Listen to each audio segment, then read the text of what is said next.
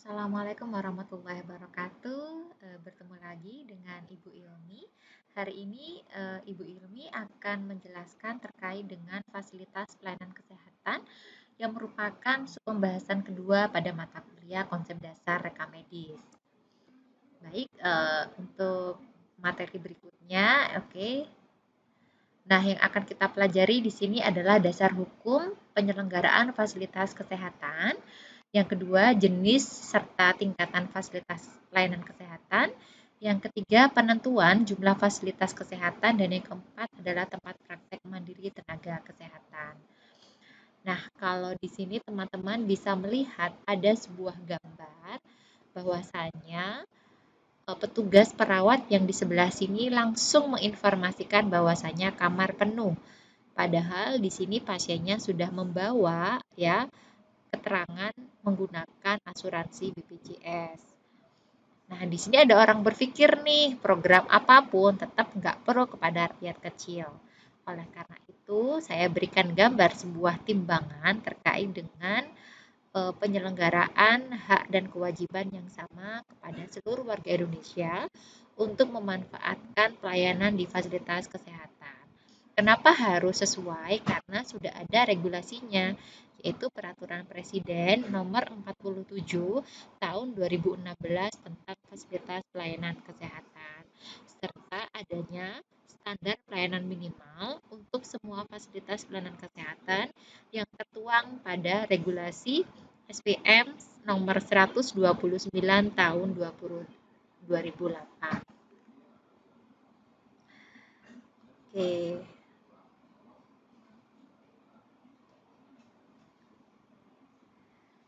Nah, di sini sudah ada definisi singkatnya. Apa sebenarnya Fasyankes atau fasilitas pelayanan kesehatan? Jadi, Fasyankes merupakan suatu tempat di mana yang memberikan penyelenggaraan dalam upaya pelayanan kesehatan secara promotif atau mempromosikan guna untuk menurunkan angka kesakitan maupun kematian. Yang kedua adalah preventif atau pencegahan. Jadi harapannya dengan pasien ataupun warga negara Indonesia yang sakit untuk diberikan pengobatan atau perawatan di Fasyankes dengan tujuan untuk mendapatkan pemulihan atau proses penyembuhan yang lebih cepat.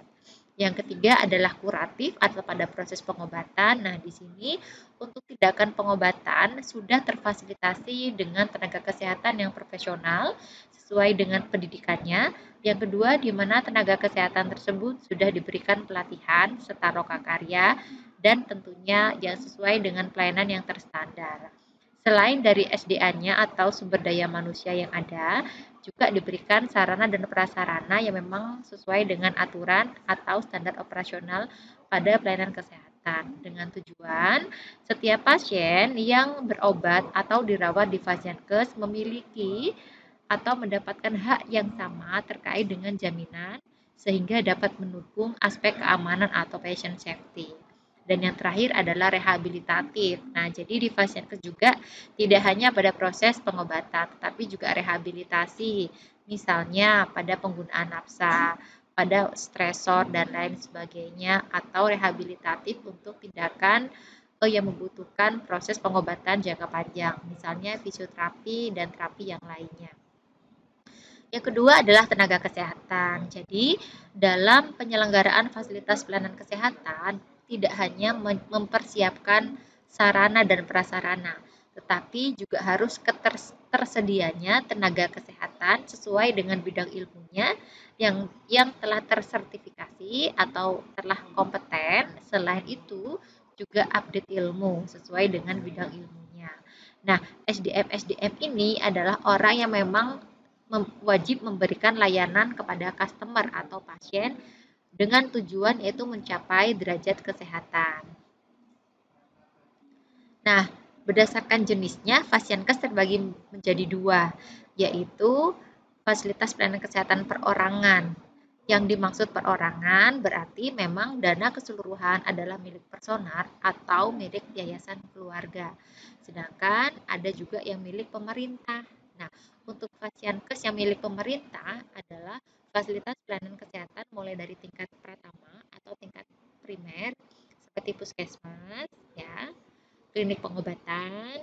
Kemudian tingkat kedua adalah rumah sakit, mulai dari rumah sakit tipe C, tipe B, hingga tipe A. Nah, berdasarkan jenisnya, jadi kalau kita sudah membahas berdasarkan kepemilikannya ada perorangan dan milik pemerintah ataupun pemerintah, nah ini kita akan belajar berdasarkan jenisnya. Nah, jenis Fasiankes bisa seperti tempat praktek mandiri. Contohnya adalah dokter praktek keluarga atau dokter umum ataupun dokter spesialis. Yang kedua, adanya puskesmas atau fasilitas tingkat pertama.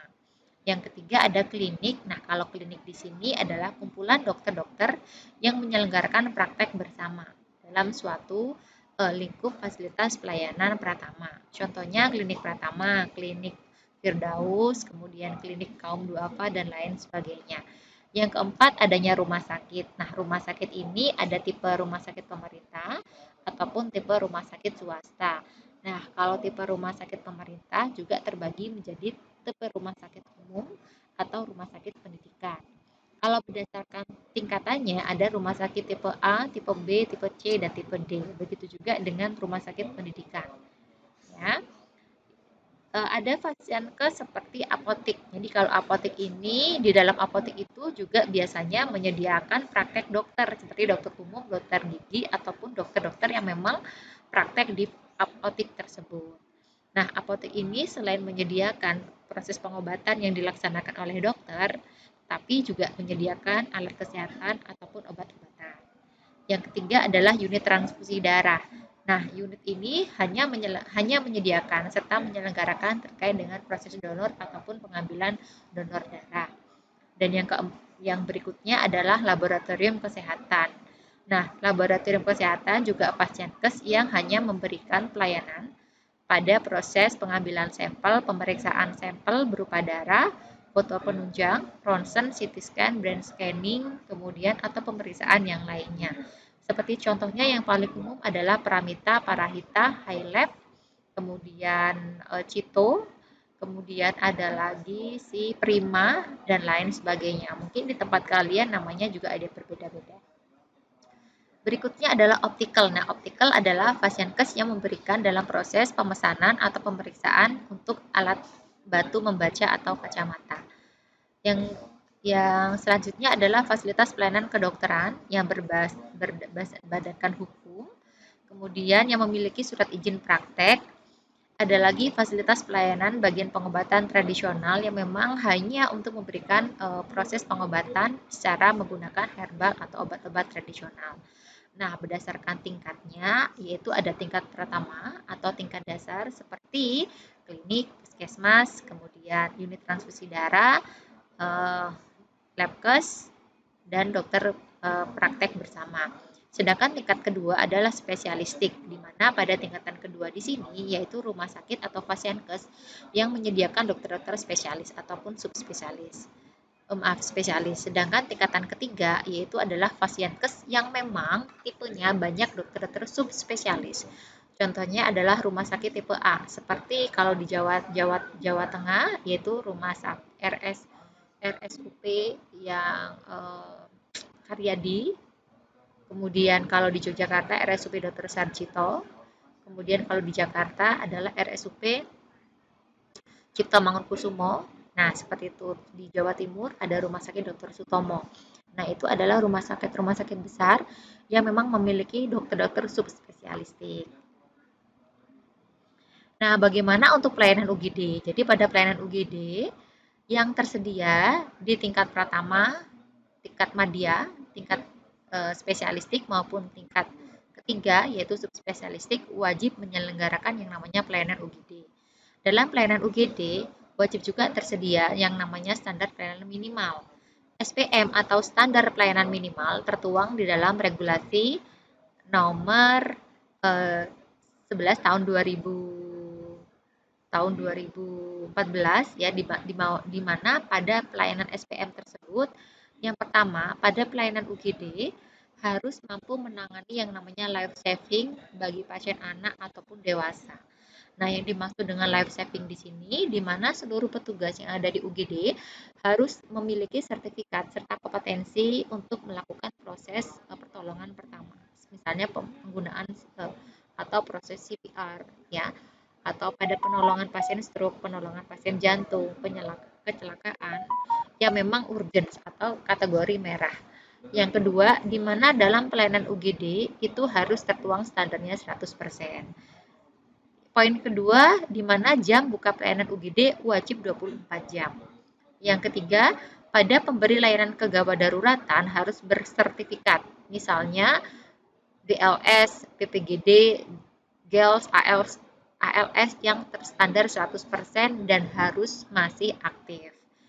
Yang keempat, ketersediaan tim dalam penanggulangan bencana, di mana minimal dalam UGD harus ada satu tim yang sesuai dengan aturan atau terstandar. Yang kelima, waktu tanggap atau respon time pelayanan dokter di gawat darurat itu kurang dari 5 menit setelah pasien datang. Oleh karena itu, ada proses screening ya di pintu UGD. Apakah kategorinya hanya observasi, kategori gawat, kategori darurat, atau gawat darurat. Nah, oleh karena itu di UGD biasanya sudah ada garisnya. Ada garis hijau, ada garis kuning, ada garis merah, ataupun hitam. Nah, garis hijau berarti artinya pasien itu hanya observasi kategori ringan.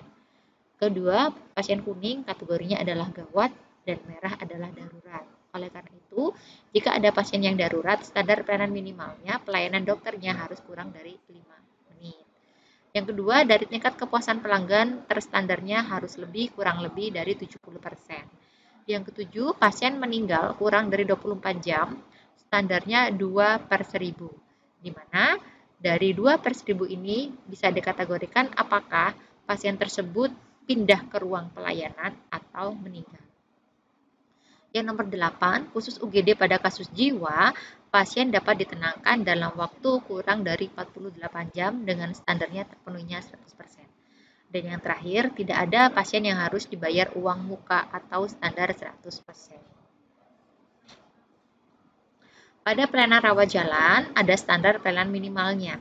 SPM-nya adalah yang pertama, dokter wajib memberikan pelayanan poliklinik spesialis dengan standar tersedianya dokter spesialis 100%. Yang kedua, ketersediaan pelayanan, ada standar klinik anak, ada standar klinik penyakit dalam, kebidanan, serta klinik bedah.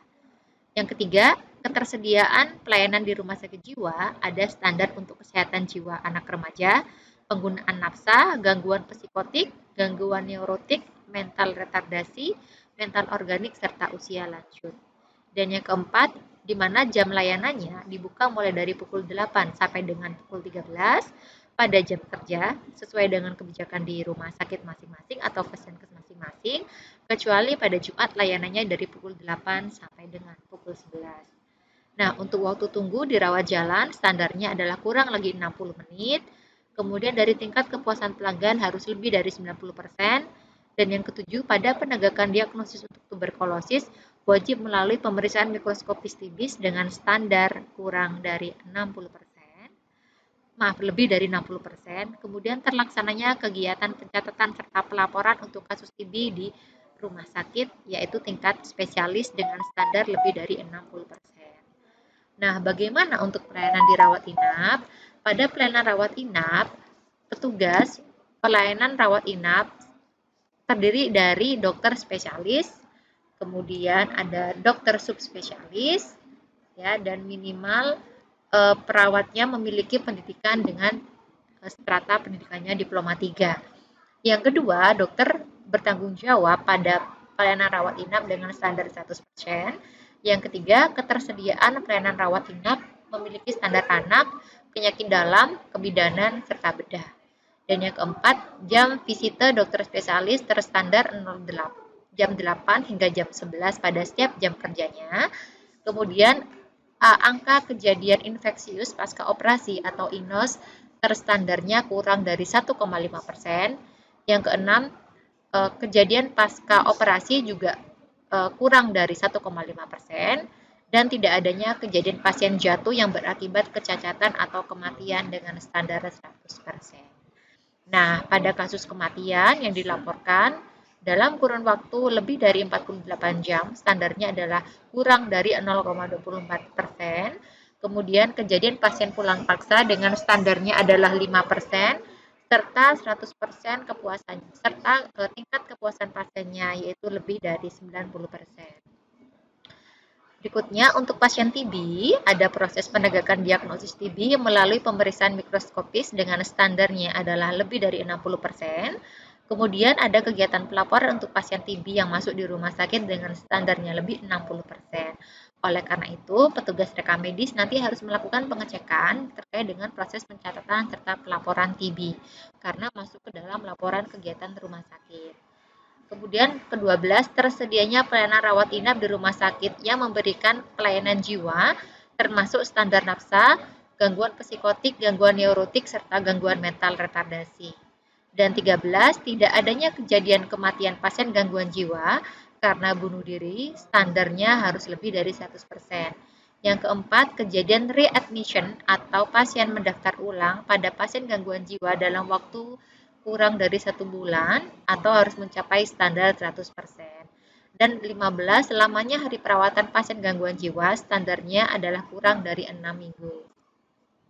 Nah, bagaimana untuk pelayanan bedah, sebaiknya memang pada waktu tunggu operasi, elektifnya pada operasi, efektifnya adalah standarnya kurang dari 2 hari. Yang kedua, pada kejadian kematian memang tidak diharapkan dengan standarnya kejadian kematian di atas meja operasi, yaitu kurang dari 1%.